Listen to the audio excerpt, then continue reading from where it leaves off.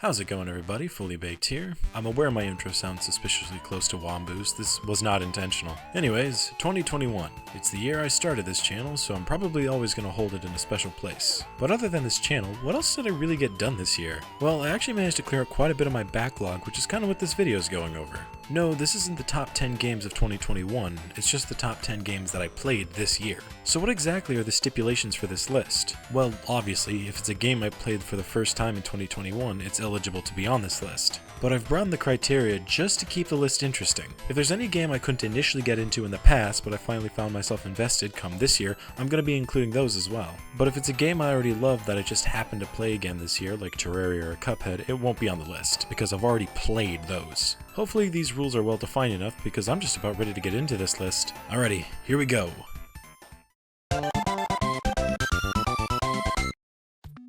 In 2021, I played a lot of beautiful games. Rich story, deep gameplay, and fantastic worlds. Hydroneer is not one of these games, and I really liked it.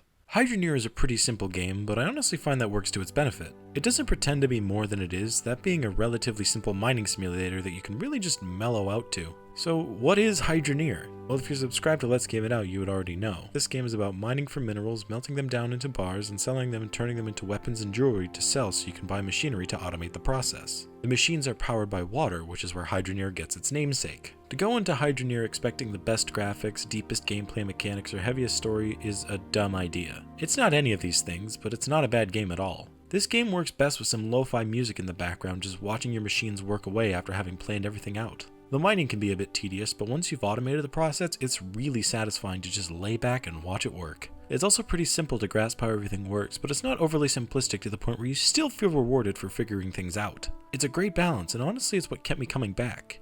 What lands this game at the bottom of the list is really just reliant on the competition.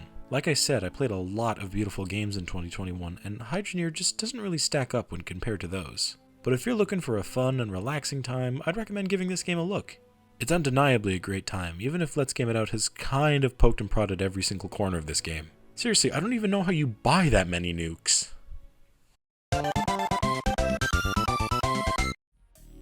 I can't tell who this maddens more, me or the fan base of this game. Either way, it's worth being honest with myself about this list. Hotline Miami is pretty good, not gonna lie.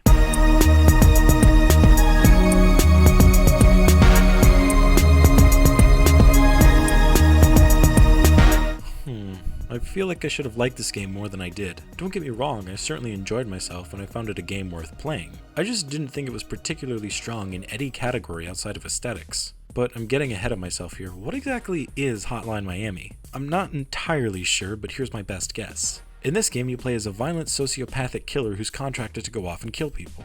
And that's pretty much it. To go from Hydroneer to this is probably the definition of tonal whiplash. Hotline Miami has a lot of strong points, most notably the aesthetics, as I mentioned. It's very lo-fi and vibey, and even though these people die in some pretty brutal ways, I always found myself chilled back in my chair, in the zone, ready to move on. The combat is another strong point. It's high action and very intense, but also never feels overwhelming. Because of the top-down camera, you can clearly see your enemies ahead of time, meaning you can get in there with precognition about who is where, how they move, and who's got what to fight with. Even though you die in one hit, you really feel like you're on similar playing field with your enemies. I honestly didn't care too much for the story, but that's my own personal bias. I can see someone getting heavily invested in this, getting into the lore and all the subtleties, but I just didn't really care for it. Hotline Miami is a fun game with an enjoyable aesthetic and combat, but I just didn't really find myself wanting to return to the game. I can't really pinpoint why, but eventually I just stopped playing for a while. I eventually came back to it and beat it, but I just didn't find myself wanting to actively play it. That being said, I would still recommend this game if you're into high-action, lo-fi games. Also, if you really like gouging people's eyes out, play this game immediately. I have seen you slip and fall over the course of a decade. I have seen you achieve minor success after minor success and much downfall. But now it's your time to shine. But to bounce back with an amazing game after failure, you would have to be some kind of a maniac. Thank God that's what we're dealing with here.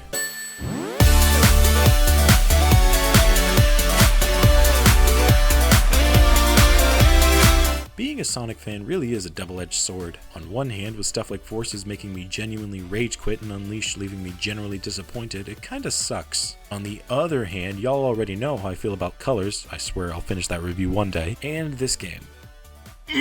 This game. Yeah, ever wanted to know the formula to follow to make a game about a discolored rodent going super fast? This is how you do it, folks. It's been said by everyone and their mother in the freaking kitchen sink by this point, but Mania really feels like a celebration of a game. The biggest highlight I think this game wears would have to be the sprite work. Tons of beautiful subtleties go into the design of the characters, the environments, the collectibles. It's all fantastic. Obviously the game runs buttery smooth and actually offers up a fair bit of challenge. While not stupidly difficult, Mania made extra lives matter again. I'm looking at you, Forces. I'm a little bit disappointed at the level selection though. While it does aid in the celebration aspect of this game's quality, I feel like the game would have landed itself in the top 3 should it have been all original levels. But it doesn't detract from this game's quality so much as it doesn't add anything to it. That being said, it was honestly great just to see my beautiful blue boy running around at the speed of sound once again. Great design, controls, graphics, and soundtrack make for a great game. Who would have thunk it?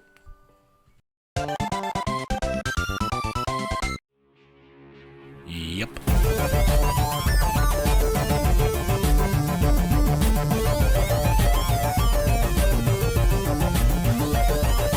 Played Portal for the first time this year. Contrary to what some of you may believe, that Portal video I made a while back was genuinely my first time playing it, and I could sufficiently say it's great. Portal is probably the most consistent duology of games I've ever played. Note, I have not played Half-Life yet. I'll probably get around to that next year, honestly. Portal as a series is really consistent though. The second game is in my top 3 favorite games of all time, so if this wasn't good, I'd be heavily disappointed. While it didn't live up to the sequel's perfection, it's great nonetheless. Portal is about performing a series of tests in the elusive Aperture Science Facility under the eyes of GLaDOS. That's pretty much it. Portal is mainly characterized by its humor, which is really good. This style of humor really works for me, and while I could see it not working for someone else, it really does for me. Like I said earlier, the humor is surprisingly consistent, and as the game goes on, it never seems to lose its luster. Even the final boss has hilarious moments. Something else that works in Portal's favor is its gameplay. Both Portal games have what might just be some of the best puzzles in any game I've ever played. Each of these puzzles, despite sharing elements with other puzzles in the game,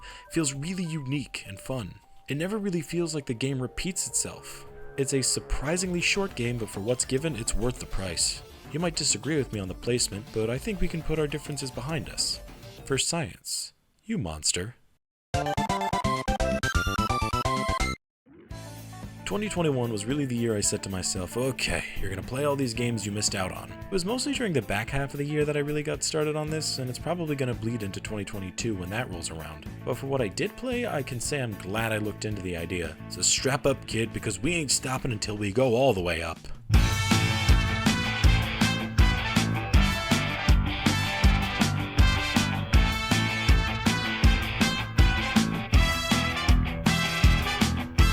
For anyone on my channel who subscribed for my most popular video, this might come as either a shock or a completely expected surprise. Like, you played Punch-Out for the first time this year?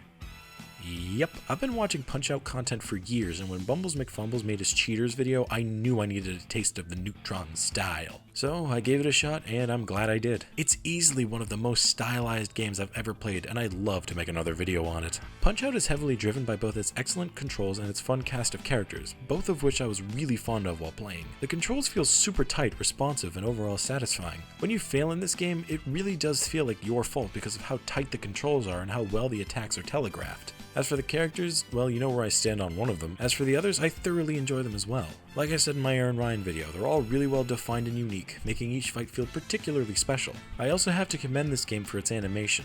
It looks great, but it doesn't look, great. It's polished and nice to look at, and it's kind of reminiscent of TF2 artistically. All of these elements come together to form a really awesome game, with the exception of Bald Bull's rematch fight. Yeah, I'm currently writing a list of killjoys in gaming, and I gotta tell you, he was one of the first things I thought of for that list. But 25 out of 26 of the fights in the game being fun ain't nothing to scoff at. This is certainly one hell of a game that I didn't expect to fall in love with. Also, I'm making an Aaron Ryan video part 2, don't tell anyone.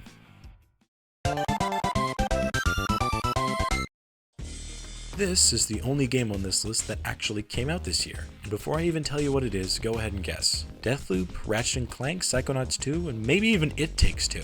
What if I told you that my favorite game that came out this year is technically only half of a game? That's right, baby, we're getting Super Saiyan semantics up in here.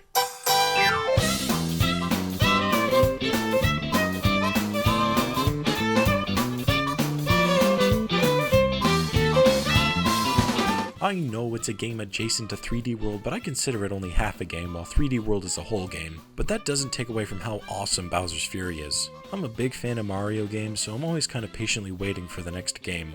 Even then, when I saw this announcement, I had no interest in buying this game. But after the trailer and seeing rave reviews, I picked it up and wasn't disappointed in the slightest. A transition to a complete open world was exactly what Red Luigi needed, as it completely streamlines the game into a non-stop cat shine collecting experience. I never found myself having a dull moment in this game because there's always something close by you can do, and the game is super rewarding as well. Like, there's great incentive to do things, not because the collectibles themselves are rewarding to get, but just because of how solid the movement is. It's just a joy to move around in this game. Each location in this game is distinct and really clever, and I enjoy checking each one out, poking and prodding the nooks and crannies of the environment. When going from place to place feels fun and satisfying, that's when you know you've made a good game. If I had to nitpick, I'd have to say waiting for Fury Bowser can be a bit annoying, but this is balanced out by these awesome kaiju battles with him. The scale is really on display here, and it feels great to play. There's not much to talk about with this game. It's a really fun game that I heavily recommend everyone else check out. Were it not for the price, that is. Nintendo,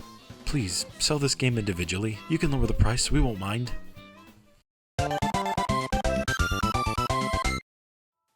I normally like to crack jokes and do more extensive, all-encompassing reviews of each of these titles, but for this one, I'm not going to lead heavily into that. I just want to explain to you why this game is so special to me.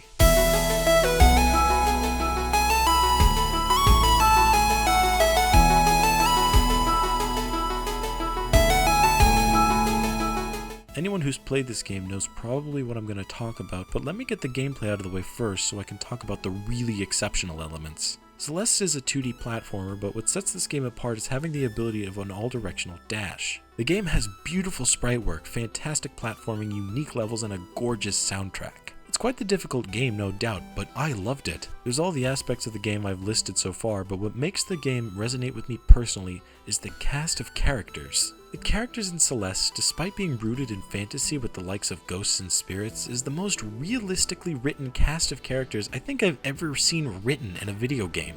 The two best examples of this are Madeline herself and Mr. Oishiro. Oishiro is a ghost hotel manager who's been closed for a long period of time and who I believe suffers from something to the general effect of multiple personality disorder. But what makes him such a believable character is the way he talks to himself. He belittles himself, but not to the point it becomes grating. He has a negative view on himself, but he puts on a facade even though we can still hear him. It's a pretty well done symbol. My other favorite character in this game would be Madeline, and because of one specific scene that shot this game into the top 5. That scene, of course, being the gondola.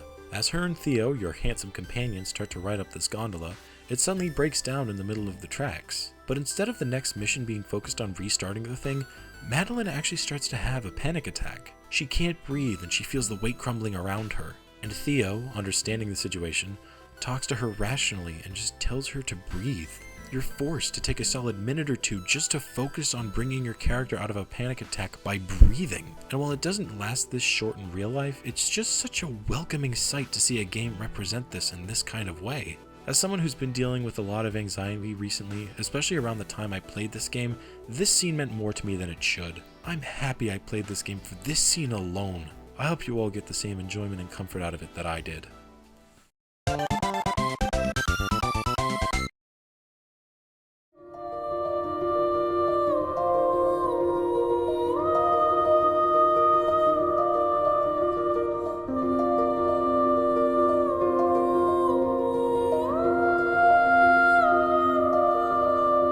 Hollow Knight is a game that I've been trying to get into for years, but never really could. I always wanted to, but I just never found myself wanting to play more. But this year I sat myself down and played it, and after getting to the City of Tears, I knew there was absolutely no turning back. I was hooked, and after playing for approximately 30 hours, I can sufficiently say, I 100% get it now, and this game is a masterpiece. I don't even know where to begin with this game, man, because I feel like there's so many unanswered questions I have. I played the game and I got the plot, but it's so ethereal, I don't know what exactly I want to say about it. I think the gameplay is a good starting point because it's some of the most satisfying, fluid movement I've ever experienced in a 2D platformer. I know it's not strictly a platformer, but I'm going to treat this like one. The combat in this game is practically perfect, and if you've ever seen a Circle Tunes video on combat, I think it's safe to say this fits the parameters. Granted, it's not completely flawless, and I'll talk more about that later. I can't go through this segment without talking about the art style. I'm absolutely blown away by how gorgeous this game is, and I don't even want to know how long they worked solely on the art for this game.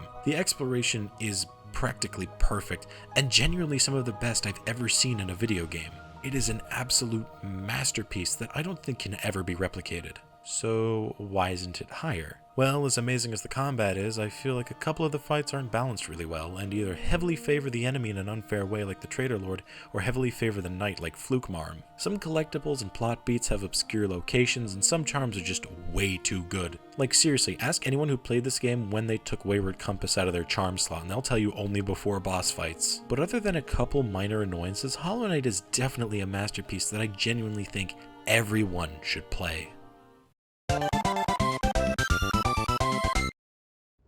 These top 2 games are so good that they made their way onto my top 10 games of all time, whether by actual quality or personal connection. So starting this off, we have a game about a rambunctious young god who wishes to climb in order to find himself, and who has a father who the game is named after, with a glorious spirit who refers to him as Boy. Huh, this game and God of War are eerily similar in that regard, huh?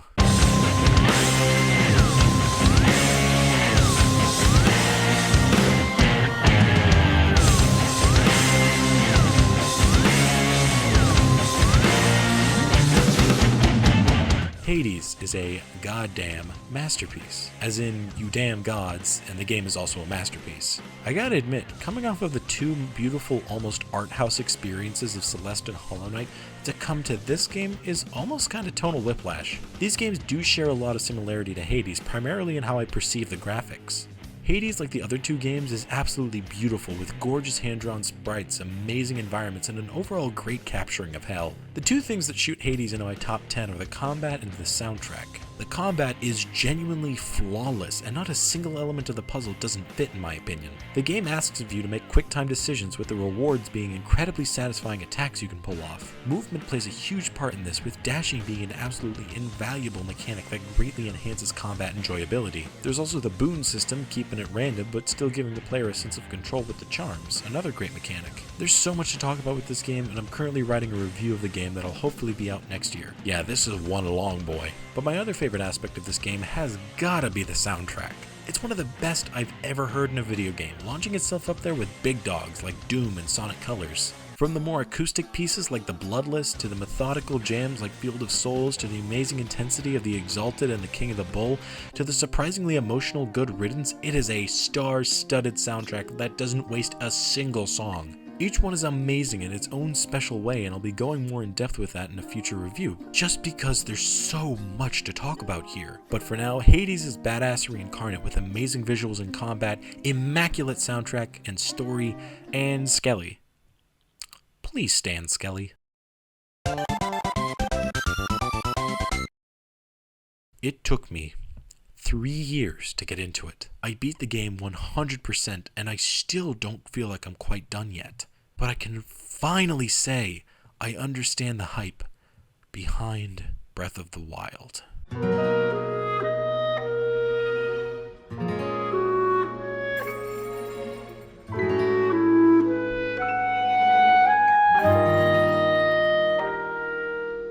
When you hear the devs were inspired by your favorite game of all time, you tend to want to revisit what some people call the greatest game of the 2010s. While I don't agree with that sentiment, it's not hard to see what they're getting at. Breath of the Wild takes everything I've praised the last 2 games about and practically perfected it. Never have I played a game with such a desire to show you its every nook and cranny, but this game finally scratched the itch I had waited so long to be scratched, resulting in what might be my favorite open world game of all time.